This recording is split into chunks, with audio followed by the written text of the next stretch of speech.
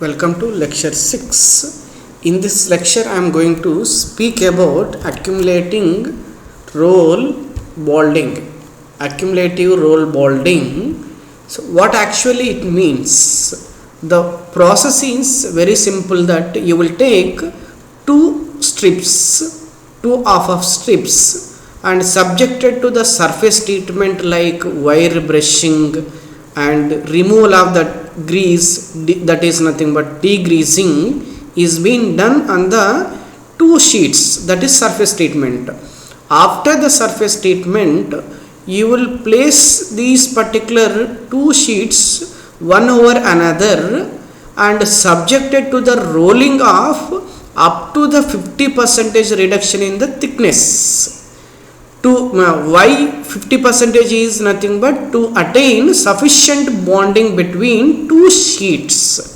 And so after this rolling is been done, so that is why accumulative bonding is taking place, and you will cut this particular sheet into the two halves. Again these particular two halves are subjected to the surface treatment, stacking, rolling, and again cutting, and repeated. This is repeated to achieve the higher strains. Higher strains is nothing but a type of severe plastic deformation inducing is quite possible. So in this situation, so that is why this ARB is called a type of severe plastic deformation, and oftenly it is been suggested to achieve, whenever you want to achieve the ultra fine grain structure, you use, instead of conventional rolling process, you use accumulative rolling bonding. What happens in the case of conventional rolling? So in the case of accumulative roll bonding, the main difference is based on the volume constancy. In the conventional rolling process, length increases and the thickness decreases.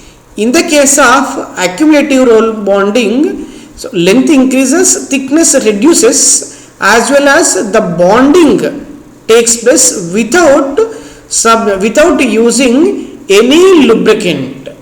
And the temperature which is being used in the case of ARB is elevated temperature, nothing but above room temperature, but it is a type of cold rolling process below recrystallization temperature treatment. And if you go above the recrystallization, there is a chance of relieving accumulating strain. Strain accumulation cannot happen. So that's why you will be maintaining this ARB process always below recrystallization temperature, so that you will achieve the high plastic strain. All severe plastic deformation is quite possible. You will achieve the ultra fine grain structure, but it is not three-dimensionally equiaxial grain structure, but in the direction of roll. It is, if you cut two halves, if you observe the cross section, so in this particular direction you will see elongated grains. For the surface along the rolling, so you will see elongated grains, but from the top view you will see these elongated grains like equiaxed. This is a microstructure or macrostructure of the after ARB of any material. Now, how do you calculate after 50%? After one cycle of ARB, that is nothing but 50% is must to attain the sufficient bonding. After one cycle, how do you calculate the thickness of the sheet? So you will take initial thickness by 2 to the power of n. N is n number of cycles. How do you calculate the shear strain achieved in this particular ARB process? Using this particular equation, so you can calculate, you can simplify this mathematical formula into you will be getting 0.8 into n. So substituting the n number of cycles, you can calculate the shear strain. And coming to the what is the role of shear strain in the case of, for example, in aluminum material? What is the role of shear strain? Shear strain role is basically, if you see, if you calculate the shear strain value, this is at the surface, this is at the interface between the two off sheets, and this is when you are going for the third cycle, interface at the third cycle, this particular region, the distance from the surface, and see the shear strain is maximum at the interface, and the shear strain is coming down as the distance is moving from the surface towards depth side, meeting at the interface. And if you observe the thickness is reduced to a lot because of the large amount of shear strain is being introduced. Thickness is reduced at the interface, thickness is reduced, shear strain is increased, and that indicates that higher strains or development is possible and grain refinement can be achieved. It is mainly because of the maximum shear strain at the interface and very low thickness at the interface, so that you can increase the strength as well as you can refine the grain structure, which has based on the grain refinement is as per the Hall-Petch relation, the strength can be improved.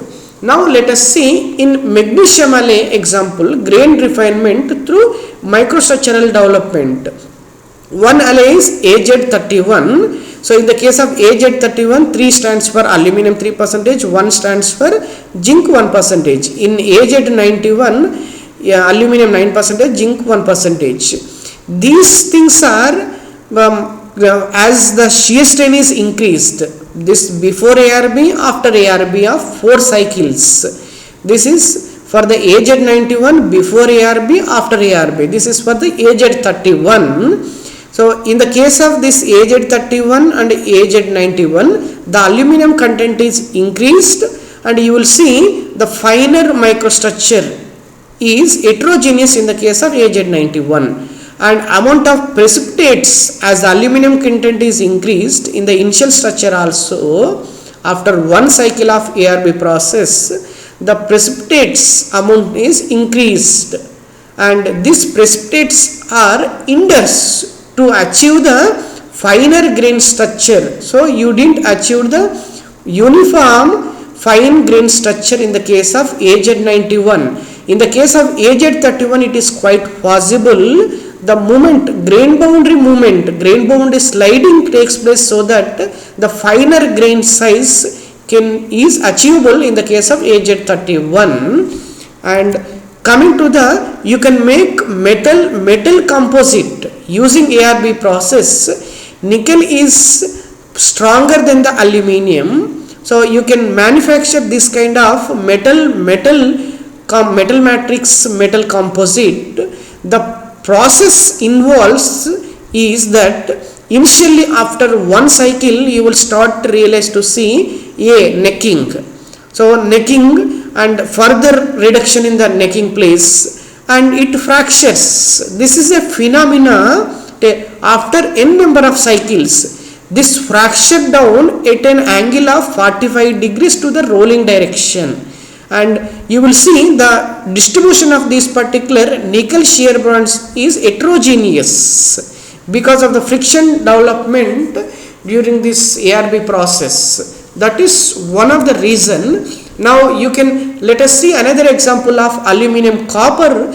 You can make sandwich structure type composite aluminum copper. After this is a primary sandwich after arranging the aluminum and copper sheet.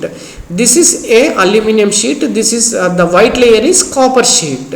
So after one cycle, this is how the copper bands are shear bands are broken, and further you will see the copper of elongated grains, and the elongated grains of copper is distributed, and this is a witness for the, you will see the strength and elongation, total elongation and strength.